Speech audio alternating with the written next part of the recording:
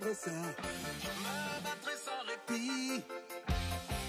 Je ferai tout pour être vainqueur et gagner les défis.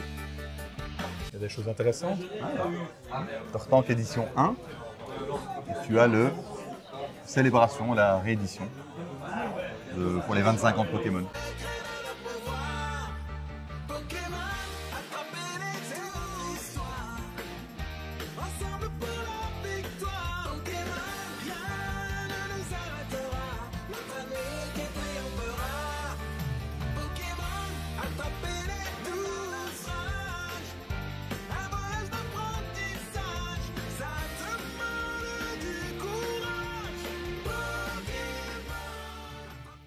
Une fois de plus, la Team Rocket s'envole vers d'autres cieux.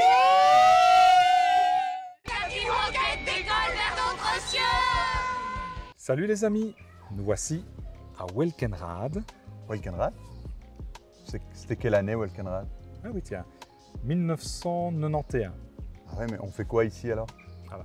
Bon, alors, tout RG, ça a fermé depuis déjà quelques années malheureusement.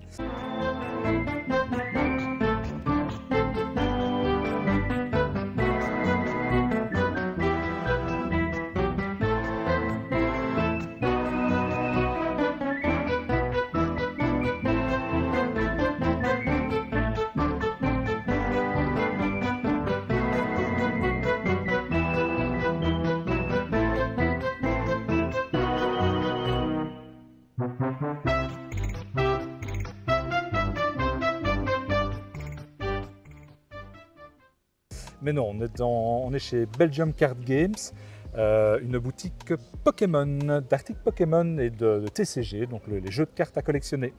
Tiens. Voilà. Et alors, qu'est-ce que ça a fait ça chez Tintino Geek? Alors, qu'est-ce que ça fait chez Tintino Geek? Vous êtes en train de vous dire, tiens, on s'est trompé de chaîne, qu'est-ce que je fous? J'ai pas envie d'entendre parler de Pokémon. C'est un poisson d'avril, mais on n'est pas en avril. Voilà, bah non. Alors, en fait, il faut savoir que Bara, en plus d'être un grand tintinophile, c'est aussi un très grand Pokémaniaque, donc un collectionneur, un fanatique de Pokémon. Désolé. Bah, voilà. Un petit peu, oui, quand même. Nul n'est parfait. Me concernant, j'aurais bien aimé travailler à la boutique Tintin à Bruxelles ou au musée Hergé, mais ils ne m'ont jamais contacté. Pourtant, c'est pas faute de passer dès qu'il y a une figurine qui sort ou un album Et tu as dû envoyer 100 mails. Là, à mon avis, oui, ils sont saoulés. Mais vraiment, ça m'aurait plu. Mais pas de chance, Tintin, c'était bouché. Par contre, ici à Welkenrad, chez David et Maxime, chez Belgium Card Game, ils m'ont proposé de venir travailler en flexi-job. Donc si vous venez à la boutique, si vous avez des enfants, des petits-enfants, même vous-même qui êtes intéressé par l'univers de Pokémon. Super boutique. Le mercredi après-midi et le vendredi après-midi, vous me trouverez derrière le comptoir. C'est avec plaisir que je parlerai avec vous de Pokémon, mais aussi de Tintin si vous le voulez. Voilà. Mais du coup, pourquoi est-ce qu'on est venu, on a eu cette idée? Oui, parce que ça ne suffit pas. Tu travailles voilà. ici, mais voilà, il doit y avoir une autre raison. L'idée n'est pas surtout de dire, seulement de dire, coucou, je travaille ici, venez me dire coucou. Non. Par contre, quand j'ai travaillé dans cette boutique-là, quand je suis arrivé dans cette boutique et que j'ai rencontré des collectionneurs, j'ai tout de suite compris qu'il y avait des liens entre ces deux univers, entre Tintin et Pokémon. On l'a dit, on le dira dans la capsule que finalement l'âge d'or de Tintin, c'était les années 70, 80, 90. Jusqu'à 90, voilà. 90. J'avais tout, enfin, il y avait la papeterie, j'avais des stylos, j'avais des fards pour aller à l'école, il y avait des cartables. Les montres, les cravates, le papier tout ce que vous voulez. On pouvait s'habiller Tintin, dormir, les housses de couette, tout. Il y avait des peluches, des figurines, il y avait énormément de merchandising dans les années 80-90, le marché était inondé. Et puis, fin des années 90, voilà, c'est cet univers-là, Pokémon. Voilà, qui est arrivé. Un petit peu pris le dessus. Et donc, avant, c'est ici. Voilà, et puis... Et regardez bien ici, par exemple, on a Panini qui fait vraiment les deux. Donc, c'est vraiment... Donc, c'est même pas Panini, je me trompe. C'est pas grave, on va laisser. Ouais. Ah, je pensais que c'était Panini, tu sais. Ah bah voilà, non, c'est Merlin Bon, Collection. peu importe, c'est aussi des posters, vous voyez, avec des cartes à coller. C'est le même principe, c'est le même principe qu'on a fait. En tout cas, c'est pour dire que ça fait partie du monde du collectionneur. Quand on collectionne Tintin ou Pokémon, moi je fais un peu la jonction, parce que c'est mes années, moi, les années 90. J'ai connu les deux. J'ai connu Tintin avec le dessin animé, et qui m'a fait ramener aux albums et à toute la belle collection qu'est Tintin. Et Pokémon aussi, parce que j'ai joué aux jeux vidéo et j'ai accroché à tout ce monde-là. Effectivement, on se disait avec Jonathan, tiens, les ressorts d'un collectionneur sont les mêmes. Ça veut dire la nostalgie, aimer les belles choses, aimer les belles valeurs véhiculées dans un média, comme un manga ou une BD. Et ici, on s'est dit, tiens, pourquoi pas faire une capsule un petit peu originale qui sort du lot en rencontrant ici Maxime, le patron quelque part du second job de Jonathan, parce qu'il est prof, il faut le dire, et il est aussi pour s'amuser. Nul n'est parfait. Voilà. Un parallèle qui peut être fait finalement entre ces deux univers, donc je dis il y en a un qui a eu son âge d'or dans les années 80-90 et l'autre qui le vit aujourd'hui, parce qu'on a quand même l'univers de Tintin qui va bientôt fêter ses 100 ans en 2029, et Pokémon, eux, ce sera les 30 ans. 30 ans En 2026. l'année prochaine. Voilà. Donc c'est un univers qui est très très jeune, alors qu'ici on a un papy centenaire. Mais pourtant, ce sont les mêmes, quelque part les mêmes rouages marketing, c'est la même stratégie, c'est la même gamification. Par exemple, j'avais connu, moi je ne suis pas sûr que j'ai connu ça quand j'étais petit, mais je m'en souviens très très bien, les publicités Fruits d'or avec le professeur On peut les Tournesol. intégrer si on les trouve. On va essayer de trouver ça. Bonjour professeur, je vous sers vos croissants? Mais si je veux des croissants aux fruits d'or, en voilà. Oh mon ami, quel savoir-faire! Chez votre boulanger pâtissier croissant aux fruits d'or. Aux fruits d'or! Il y avait du fromage Tintin, je fais de publicité dans des magazines, dans le journal Tintin notamment. L'huile? Oui, c'est ça, c'est L'huile, l'huile, l'huile Fruits d'or. Fruits d'or, oui. Oui. Mais avec c'est inaudible cette publicité-là. Hein. Et la vache qui rit, parce que moi dans ma collection j'ai trouvé un petit carnet la vache qui rit avec tous les autocollants. Voilà. Oui. Voilà. Mais en tout cas, on trouvait du Tintin dans les pompes à essence, il y avait énormément de jouets Tintin. Il y avait ce fameux téléphone, là on montrera une photo, qui a reçu un prix à un salon du jouet, si je ne dis pas de bêtises. Il y avait énormément d'articles publicitaires.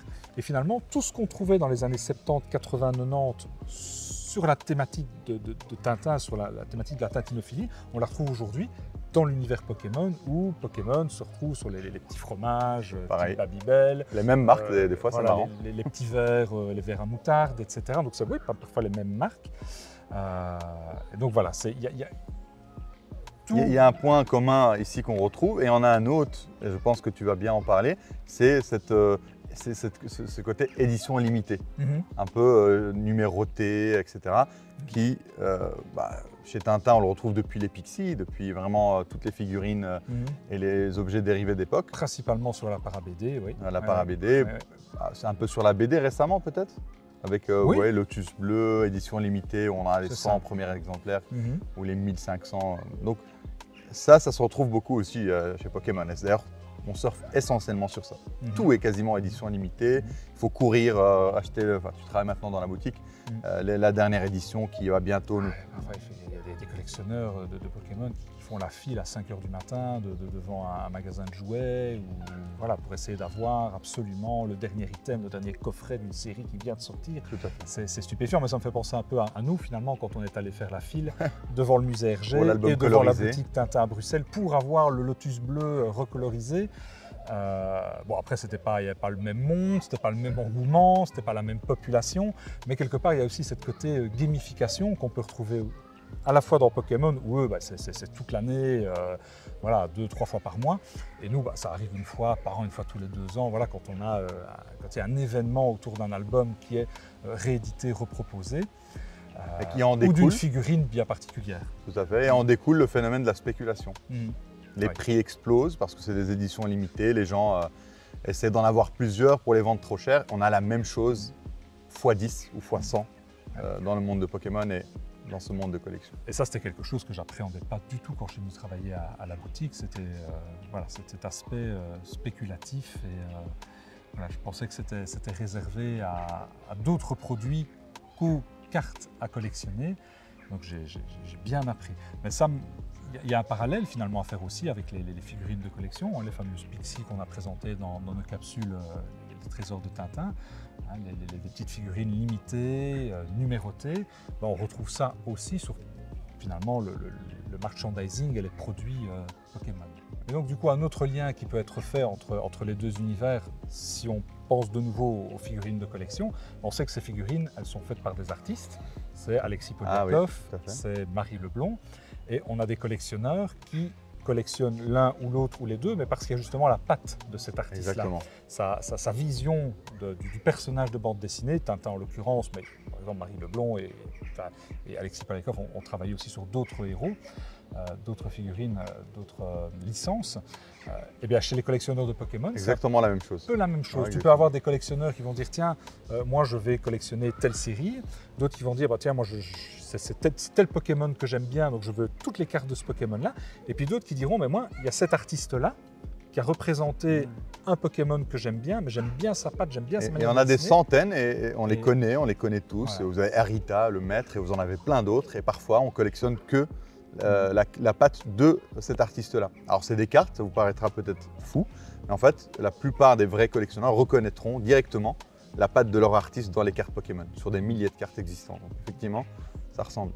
Et moi qui collectionne, enfin vous le savez, qui collectionne les figurines, la para-BD, Tintin, les Pixies en l'occurrence, quand je travaille ici au magasin, je vends des produits, des coffrets, des cartes, des items Pokémon à des collectionneurs qui sont très très exigeants.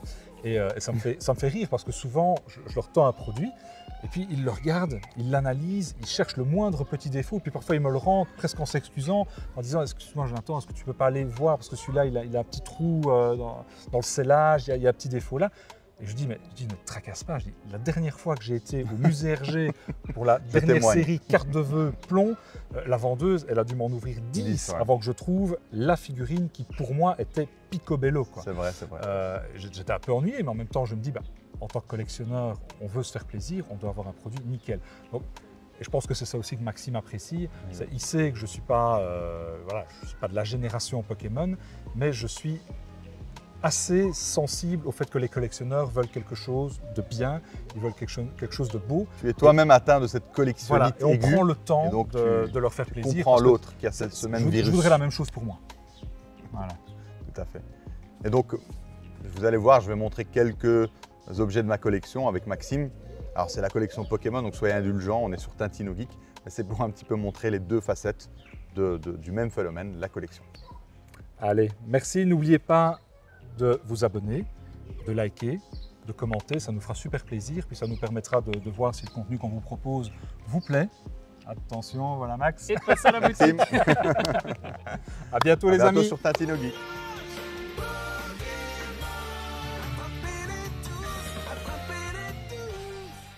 Salut Maxime, merci beaucoup Salut. de nous accueillir Salut, ici, Max. Avec plaisir. dans ta jolie boutique.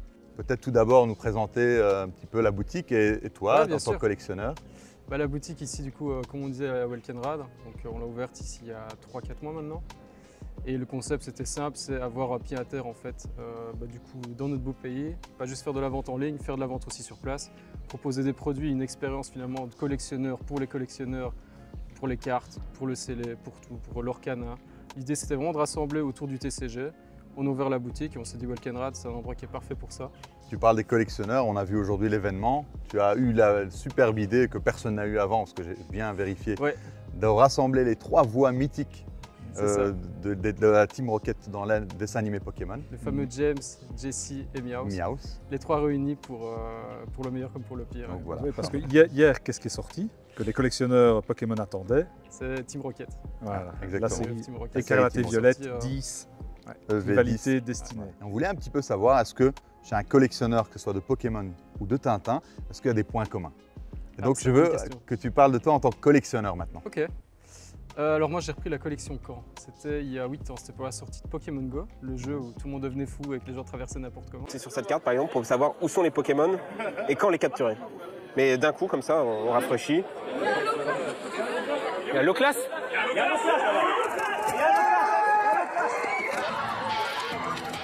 Un Loclas est un Pokémon qui n'apparaît qu'exceptionnellement. Il vient d'éclore à 700 mètres de là, de l'autre côté du parc. Le Pokémon peut être attrapé par plusieurs dresseurs en même temps, mais ils n'ont qu'une poignée de minutes pour s'en emparer avant qu'il ne disparaisse. C'est à ce moment-là et je me suis dit quel plaisir déjà de tous rassembler pour chasser des Pokémon. À partir de là je me suis dit où est-ce qu'elles sont mes cartes? Ah ouais, et là c'est là que tout a démarré, on commence à fouiller, à retourner le grenier et vient le moment où on voit le bout du classeur là au fond et on se dit incroyable. Et là, on remonte et la magie revient. T'ouvres, tu Nostalgie, regardes toutes tes souvenirs. vieilles cartes. Incroyable. C'est ça. Des cartes que tu pensais même pas avoir que tu as, d'autres cartes que tu pensais avoir que tu n'avais n'as pas. Et ça a redémarré de là. Je me suis dit, j'ai jamais pu les avoir avant, j'ai jamais réussi à les avoir dans les paquets.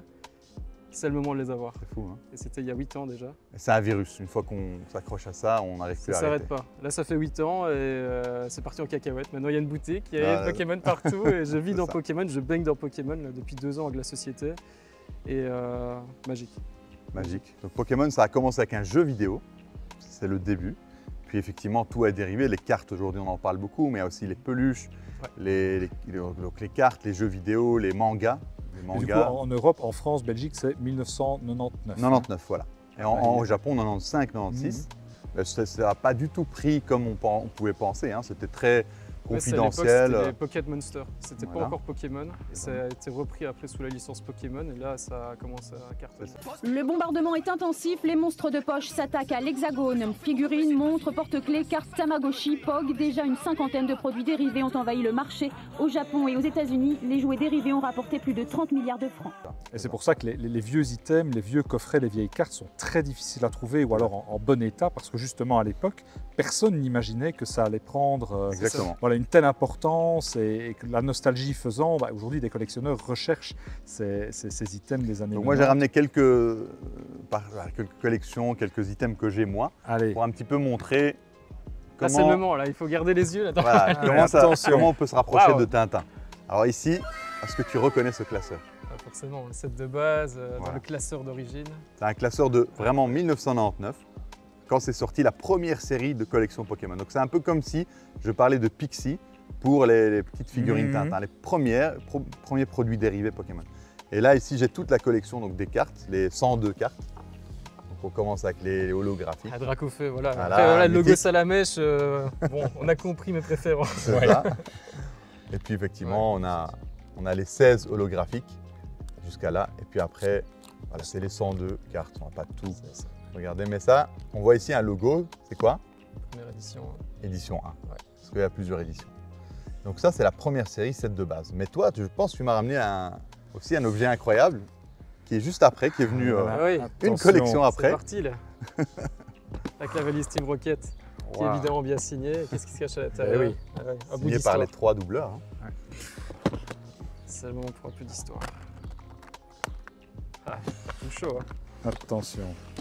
Hop là. Est-ce que c'est... Incroyable, ça c'est... Qu'est-ce que c'est que ça? Là, je pense que s'il y a des Pokémaniacs qui sont arrivés sur notre chaîne, ils doivent se dire « Ah oui, ça c'est joli Ça, c'est une belle Vas-y. pièce. ». Dis-nous. Comment tu décrirais cette pièce?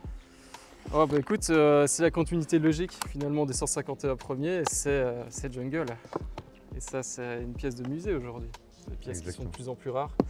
Et c'était la suite. Donc ils ont imprimé d'abord le set de base, puis est On vient de venu voir. très logiquement le set Jungle. Jungle. Toujours dans Wizard of the Coast, qui étaient ceux qui avaient imprimé Pokémon et qui faisaient les designs.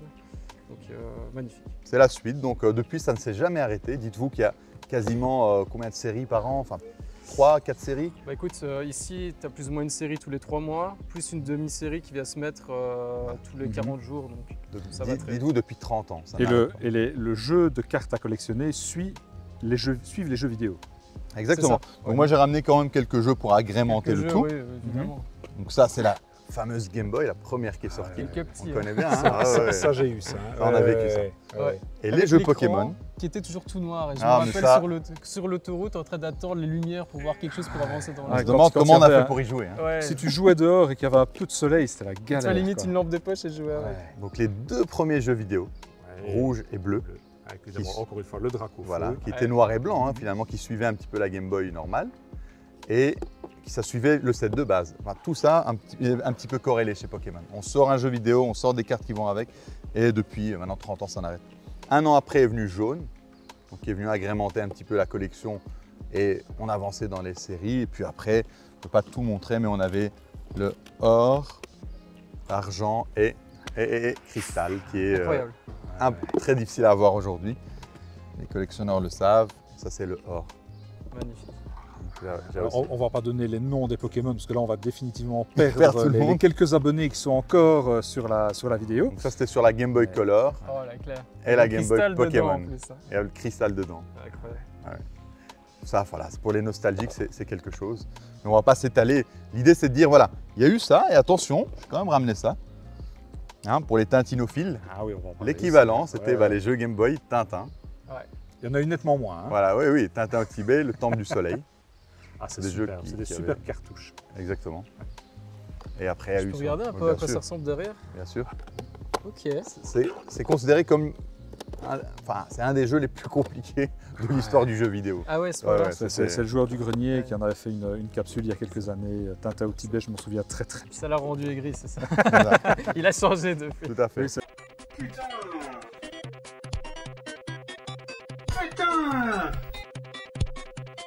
Putain! Regardez ça, mais c'est juste irréalisable. Est-ce que ce jeu a vraiment été conçu pour des gamins qui regardent les aventures de Tintin sur France 3? Comment est-ce qu'un gosse de 10 ans peut réussir à finir ce jeu alors que moi-même je n'y arrive pas? Pourquoi ces crétins censés être mes amis m'abandonnent toujours au début? Pourquoi est-ce qu'il y a un gouffre dans un avion? Pourquoi ce jeu est-il si cruel? Regardez ça. Si vous ne tombez pas exactement pile au milieu des plateformes, vous passez au travers. Plus l'histoire du jeu avance et plus on progresse dans l'irréalisable. Là, regardez, je dois me servir du vent pour sauter plus loin. Et quand j'arrive à la fin, il n'y a rien. Aucun moyen d'aller plus loin. Le piolet marche mes couilles et j'ai plus qu'à me suicider. C'était plus le même homme. Avant, après, on avait une différence. Et là, on a sur la NES, Ah, c'était la suite, ben, le même jeu, Ah, mais voilà, sur la NES. Le fameux Ouais. Tintin. Ça, j'ai pas connu moi la NES. J'ai vraiment la PlayStation. Moins 1, moi. Ouais, moi le aussi. petit Game Boy Advance, ah ouais. D'ailleurs, sur Pokémon, il n'y avait rien sur la NES. C'est venu à partir de la Nintendo 64. Donc là, on a plein de jeux, Pokémon Snap. ouais, surtout ouais. Stadium, très connu. Voilà. Moi, juste pour dire qu'il y a des similitudes. Les jeux vidéo, voilà, ça a fait un petit peu la vie. D'ailleurs, Tintin, le jeu vidéo, est sorti quoi dans les années 90 et quelques aussi, hein, 96. Mhm. C'est vraiment avec le dessin animé que tout ça a pris encore C'est ça. un rebond. Et Il y a vraiment eu un deuxième âge d'or dans la tintinophilie grâce à ce dessin animé et les fameux doubleurs qu'on vous a présentés dans une capsule il n'y a pas longtemps, hein, Thierry Vermut et Christian Pellissier. Alors vous, tous les sapajous, tous les bachibouzouk, tous les iconoclastes, abonnez-vous à la chaîne Tintino Geek. Mais 1000 milliards de 1000 millions de 1000 sabords. 1000 millions de 1000 sabords. 1000 millions de 1000 sabords. Donc ce dessin animé-là, il est mythique. tout à fait. Et donc pour moi, hein, c'est tout ça pour dire quoi? Pour dire qu'un collectionneur, en fait, il a envie de retrouver une nostalgie, quelque chose qu'il a vécu étant enfant. Parce que moi, j'ai joué à ce jeu vidéo et j'avais 6-7 ans. Et effectivement, aujourd'hui, on est encore attaché à Pokémon parce que ça nous rappelle les beaux moments qu'on a passés étant petit. Et Tintin, un tintinophile, dira exactement la même chose. Pourquoi on est encore dans Tintin? Parce qu'on a vécu ces moments, cet âge d'or de notre enfance et des belles choses. Est-ce que pour toi aussi, c'est une vraie nostalgie aujourd'hui encore quand tu vois des... Ouais, c'est clairement. Ici, par exemple, le fait d'avoir bêtement entendu les voix de Jesse James et Meowth, ils ont fait une reprise incroyable. Là, je me reprenais dedans et la magie, C'est fou, se fait hein? imprégner. C'est vraiment le cœur d'enfant qui remonte, quoi. C'est exactement comme les voix des doubleurs du dessin animé Tintin qu'on avait accueillis. Ok. Donc les voix de Tintin, la voix du Capitaine Haddock, il y a des gens qui pleuraient, hein, des gens qui étaient touchés. Donc effectivement, ça, c'est pas à négliger cet aspect revivre une enfance. Mais j'ai l'impression aussi que le côté nostalgie reprend beaucoup. C'est vrai qu'on vit quand même dans un monde qui bouge très vite. Il y a autant des choses qui s'effacent, d'autres qui reprennent de l'importance. Et je pense que la nostalgie, le fait de se reconnecter un peu à son âme d'enfant, ça devient quelque chose de plus en plus précieux. Et que nous, en tant que collectionneurs, on essaye de raviver au quotidien. Tout à fait. Et encore plus dans un monde qui va peut-être pas au top aujourd'hui, il va un peu mal et donc on a envie de s'attacher à des belles choses, des belles valeurs. Ouais. C'est ça. Au niveau de la collection, moi j'ai une question. On sait que dans la tintinophilie, il y a énormément d'objets dérivés, de figurines ou même de bandes dessinées très anciennes qui sont cotées, qui atteignent des prix terribles. Finalement, c'est une collection, on le sait, qui n'est pas accessible à ceux qui ont des petits budgets ou même aux enfants. Est-ce qu'au niveau de Pokémon, on n'a pas vu énormément d'enfants dans la boutique? Est-ce que tu penses que c'est encore quelque chose d'accessible aux plus jeunes quand on voit le prix des produits aujourd'hui et toute la hype et la spéculation qu'il y a sur ces produits-là? En fait, tout dépend un peu les séries. C'est vrai que là, il y a des produits aussi qui, mine de rien, ont pris de l'âge. Et ça touche plutôt finalement des collectionneurs qui ont connu cette génération-là. Je prends le cas de Noir et Blanc aujourd'hui qui revient pas mal en avant. Noir et Blanc, ça a 20 ans maintenant. Donc ces gens-là commencent aujourd'hui à avoir plus de budget, plus de capital et avec la mise en vie. Donc il se trouve que ce marché-là commence à monter et grimper très vite en valeur. Et ça rend en plus ce marché-là inaccessible. Mais c'est vrai qu'aujourd'hui, des enfants qui voudraient commencer devraient plutôt se baser vraiment sur les sorties récentes qui sont sorties, attendre, les garder justement pour l'avenir pour eux et profiter aussi de la montée de prix, quoi. En fait, à la différence, je pense, de Tintin, par exemple, c'est que Tintin est figé avec l'œuvre d'Hergé, donc il est mort en 83 et depuis, il n'y a plus de nouvelles œuvres, nouveaux albums. Donc, il n'y a plus rien de nouveau qui sort. On a des figurines. La différence, c'est que Pokémon est toujours en train de sortir des nouveaux livres, des nouveaux mangas, des nouveaux dessins animés. Et donc, les nouvelles séries qui sortent sont accessibles à tout le monde. Effectivement, comme a dit Maxime, quand on veut reprendre les choses de notre enfance, là, c'est hors de prix parce que, comme tu as dit toi-même, les cartes n'ont pas été conservées, sont très rares, dans un état un peu délabré. Et donc, avoir quelque chose de qualité en bon état. J'ai un exemple ici avec les cartes gradées. J'aimerais bien, Maxime, que tu expliques un petit peu qu'est-ce que les cartes gradées. Alors les cartes gradées, c'est la meilleure façon finalement de valoriser ces cartes aujourd'hui. C'est qu'en fait aujourd'hui il y a différents organismes comme PCA, PSA, ces organismes en fait qui ont pour objectif d'identifier une carte et de l'authentifier pour que ça devienne vrai. Mais surtout de mettre une note de 1 à 10 qui va permettre en fait d'évaluer l'état de la carte. Là ici par exemple on est sur une carte qui est en état neuf, ici c'est mint donc en anglais, ça veut dire que la carte est neuve et sortie de paquet. Donc là, on est sur une carte qui n'a absolument aucun défaut, aucun point blanc, elle est magnifique, quoi. Et il y a la possibilité de monter jusqu'à 10. Mais ça, 10, c'est vraiment pour des cartes exceptionnelles qui, même sorties d'usine, ont aucun défaut visible. Que ce soit au niveau du centrage, au niveau du visuel, c'est parfait. PCA est la première entreprise française de certification de cartes de collection. Que ce soit les cartes Pokémon, Magic, DBS, bientôt Yu-Gi-Oh! Les collectionneurs nous envoient les cartes pour les noter, pour les protéger. Le prix de la carte dépend de deux choses, dépend de la note obtenue par nos services et de la rareté de la carte. Les cartes sont notées 3 fois, de manière indépendante, de manière anonyme, 2 fois par 2 personnes différentes, et une 3e fois si les 2 premières personnes ne sont pas d'accord sur la note. C'est la toute première série Pokémon en France, c'est sorti en 1998. On la distingue avec le sigle édition 1. Là, moi, je vais passer en seconde notation. Je vais regarder l'état général de la carte. Je regarde les bords en premier lieu, les coins. Je regarde s'il y a un peu de silvering. Le silvering, c'est un peu les bords argentés qu'on a sur une carte. Mais ce qui va nous intéresser, c'est surtout le verso d'une carte. Là, je constate des pliures. Les pliures, c'est une grosse sanction. L'état général n'est pas fameux. Là, je pense que ça va être un 5. Je suis gentil? Je suis gentil ou quoi? Ouais, c'est un 3 du coup, t'as mis 3. En dessous de 5, c'est pas terrible. 3, c'est moyen. Plus la note est haute, plus la carte est dans une bonne condition et le prix final de la carte sur le marché secondaire sera élevé. Pour donner un exemple, une carte qui sort une carte comme ça, qu'on appelle en loose, ça veut dire sans gradation, il y en a des centaines ou des milliers. Dès qu'on grade et qu'on a une note comme 9, il y en a 200 et quelques dans le monde. C'est-à-dire qu'on a uniquement 200 sur des millions peut-être qui ont été imprimés à l'époque qui n'ont pas de défaut. Et si on passe à 10, je pense qu'on a toujours à 20 ou... On a 31. 31, voilà. Ça n'augmente pas trop depuis des années. Ouais, non, c'est vrai que des notes parfaites, c'est très rare et ça devient vraiment inaccessible. Donc effectivement, pour un jeune, ça va être compliqué de commencer avec ça. Oui. Mais des nouvelles séries. J'ai un exemple qui est J'ai un exemple assez amusant d'ailleurs pour cette carte-là. C'est que quand j'ai commencé à collectionner, c'était une carte que je voulais de base. Et à l'époque, il coûtait 1000 $ en PSA 10 quand j'ai commencé. En français? En français. Oh. Et aujourd'hui, sur GCC, une plateforme de vente en ligne, la vente record, ça a été 80 000 il y a 2 semaines. Le 10, pas celui-là. Une grosse différence. Le 10, ouais. Donc voilà, on est quand même sur un multiple de 80 sur une carte, sur l'espace de 8 ans. C'est assez hallucinant. Incroyable. Enfin, franchement, pour revenir un peu dans le temps, je me dis en fait, wow, je me dis qu'à l'époque, 1000 €, enfin 1000 $, c'était déjà énorme. Mais là, je me dis 80 000, c'est inaccessible. Tout à fait. Ça coûte presque le prix de... C'est un bout de maison, en fait.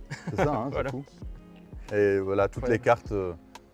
Alors, Dracofeu, c'est mythique, donc il vaut plus. Mais toutes les cartes de cette époque, ça vaut quand même beaucoup d'argent. C'est comme le Levenard, qui en PSA 10 est quasiment introuvable. Qui, je crois qu'on est sur une pop de 4 ou 5.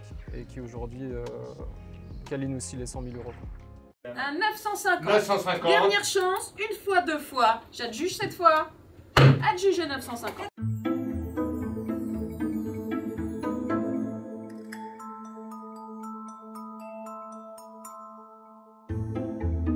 aujourd'hui, on a la première vente aux enchères uniquement consacrée aux cartes Pokémon. Les premières personnes qui ont connu les cartes Pokémon, elles ont entre 25 et 35 ans. Et c'est à cette période-là où on commence à faire sa vie d'adulte, à avoir des enfants. Donc on a envie de partager d'autres domaines avec eux. Et comme actuellement les enfants collectionnent encore les cartes Pokémon, ça fait déjà un sujet commun entre les parents et les enfants. Deuxièmement, c'est un secteur où on est assez nostalgique. On rachète ce qu'on n'a pas pu avoir quand on était petit. Ces cartes, elles datent de 1999. On a les 3 cartes mythiques, Dracofeu, Tortank et Florizard. Là, elles sont gradées donc, dans des coques en plastique de protection. Les estimations basses, pour la Dracofeu par exemple, c'est 10 000, 12 000 euros. Ouais, moi, dans mes souvenirs, elles étaient plus grands. Ça, c'est pas un truc qu'on voit tous les jours. C'est là que je me dis que j'avais des petites mains à l'époque. J'ai vraiment l'impression que ça me prenait... C'est vraiment tous les decks du début. Incroyable. Les 5. À ton aise. Ouais. Les decks, c'est quoi? C'est l'ancêtre des ETB? Je dis peut-être une grosse bêtise là. Non, c'est l'ancêtre de jeu. Là, comment on appelle ça, le kit du dresseur? Ouais, ce deck, ça existe toujours aujourd'hui. C'est un peu l'équivalent. Ah oui, c'est vrai, il y a des decks. C'est un peu l'idéal pour démarrer finalement une collection, même d'apprendre à jouer. C'est par les decks en fait. Il y a toutes les règles, il y a un petit tapis de jeu, il y a tout en fait. Et on donne une carte avec. C'est ça. Qui est un peu plus valorisé. Il y a des decks déjà préfaits avec des cartes, ce qui permet en fait, il y a suffisamment de cartes pour pouvoir jouer et apprendre le jeu. Et dans chacun, on va mettre une carte un peu rare. Ici, c'est le Macogneur. Donc ça, c'est dans le set de base, c'est la seule manière de l'avoir, c'est d'avoir le deck pour compléter les 102. Il faut acheter certains coffrets pour avoir les cartes promo et pouvoir compléter son master set. Pour avoir oui, c'est les rois. Hein. Tous les Pokémon d'une série. Vous dites, on critique souvent Moulinsart, Tintin, Imaginatio pour leur côté business, argent avant tout. Non, mais c'est des petits joueurs. Vraiment, c'est des petits joueurs. Parce que ça, on peut le noter quand même. Pokémon, si je ne dis pas de bêtises, c'est la première licence en termes de chiffre d'affaires au monde. Tout confondu. Largement devant Disney, devant Marvel, devant Harry Potter. Devant Star Wars, devant ce que vous imaginez, Pokémon est bien devant. L'année 2000 et l'année 2001 sera Pokémon, tout simplement parce que au Japon, nous avons vu fleurir de nouveaux jeux, Pokémon Gold et Pokémon Silver. Donc il est très clair qu'on n'a pas fini avec ces petites bébêtes. Ça ne fait même que commencer. 180 produits dérivés sont attendus cette année. En tête, les peluches et le Monopoly Pokémon. Des réussites commerciales en perspective qui viendront renforcer le succès déjà énorme du jeu Nintendo. Qu'est-ce qui connaît les Pokémon là? À la récréation, les Pokémon sont le sujet de discussion. Chacun y exhibe des albums de cartes à l'effigie des créatures. Les petites bêtes sont très prisées. Ouais. C'est les rois du merchandising, tout ça. Alors, Moulinsart et Tintin, ils sont très loin derrière. C'est vrai que quand on prend Disney, qui est quand même en déclin ici pour le moment, sur les dernières sorties qu'ils ont fait, c'est vrai que Pokémon, lui, est plus fort que jamais. C'est fou. Hein. C'est fou comme un marché peut bifurquer de l'un à l'autre. Moi ici, par exemple, à la boutique, j'ai des gens qui font du Lorcana et qui bifurquent après sur Pokémon. Enfin, c'est marrant en fait, comme le fait d'être collectionneur d'un TCG, ça s'arrête pas là en fait. C'est que ça ouvre les portes à tous les autres. Il y avait One Piece aussi qui s'est installé et qui a aussi pris des collectionneurs de Pokémon. Et inversement, en fait, c'est un marché qui sillonne un peu dans tous les sens. Je veux dire, le marché est très ouvert et c'est génial. Voilà Maxime, un grand merci pour ton accueil. Franchement, très gentil. Venez tous à cette boutique. C'est vraiment, on est bien accueillis. Maxime est passionné. Vous ne pouvez pas trouver mieux pour les collections. Et il ne fait pas que Pokémon, c'est tout le monde du TCG, c'est ça? Ouais, TCG, Magic, les cartes à collectionner. Lorcana, on essaie de brasser large Yu-Gi-Oh aussi, qui est aussi une licence qui a quand même qui a son histoire. Beaucoup voyagé avec Pokémon, à mine de rien.